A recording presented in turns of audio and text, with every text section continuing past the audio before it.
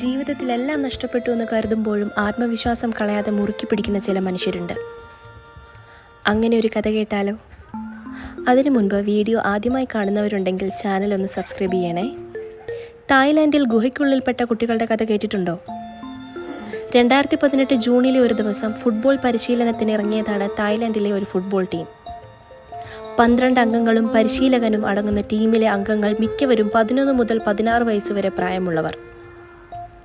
പരിശീലനത്തിന് ശേഷം അവരൊരു യാത്ര പ്ലാൻ ചെയ്തു. തായ്ലാൻഡിലെ ഏറ്റവും ദൈർഘ്യമേറിയ ഗുഹകളിൽ ഒന്നായ തോം ലുവാങ് ഗുഹ സന്ദർശിക്കുക എന്നതായിരുന്നു അത്. അതിസങ്കീർണമായ ഈ ഗുഹയിലേക്ക് അവർ കടന്നപ്പോൾ കാര്യമായ പ്രശ്നങ്ങൾ ഒന്നും തന്നെ ഉണ്ടായിരുന്നില്ല. കാലാവസ്ഥ പെട്ടെന്ന് മാറിമറിയുമെന്ന് അവർ ചിന്തിച്ചിരുന്നുമില്ല. എന്നാൽ പെട്ടെന്നായിരുന്നു അത് സംഭവിച്ചത്. ഒരു ഉഗ്രൻ മഴ പെയ്തു. അത് ഗുഹയ്ക്കുള്ളിൽ പെട്ടെന്ന് വെള്ളം പൊങ്ങാൻ ഇടയാക്കി. ഗുഹയിൽ 4 കിലോമീറ്ററോളം ഉള്ളിൽ കുട്ടികളും പരിശീലകനും അടങ്ങുന്ന സംഘം കുടുങ്ങി. അതിവേഗം ഈ വാർത്ത ലോകം മുഴുവൻ പരന്നു. രാജ്യങ്ങൾ സഹായഹസ്തവുമായി മുന്നോട്ട് വന്നു. രക്ഷാപ്രവർത്തനം അതിവേഗം മുന്നോട്ടു പോയി. ആദ്യത്തെ 9 ദിവസം കഴിക്കാനുള്ള ആഹാരം മാത്രമായിരുന്നു സംഘത്തിൻ്റെ കയ്യിലുണ്ടായിരുന്നത്. ലോകത്തിൽ നിന്നും അകന്ന് കടുത്ത ഏകാന്തതയിലും മാനസിക സമ്മർദ്ദത്തിലും ജീവിതത്തിനും മരണത്തിനുമിടയിൽ നിൽക്കുമ്പോഴും തങ്ങളുടെ പരിശീലകന്റെ മനോധൈര്യവും പ്രചോദനവും കുട്ടികൾക്ക് കരുത്തായി.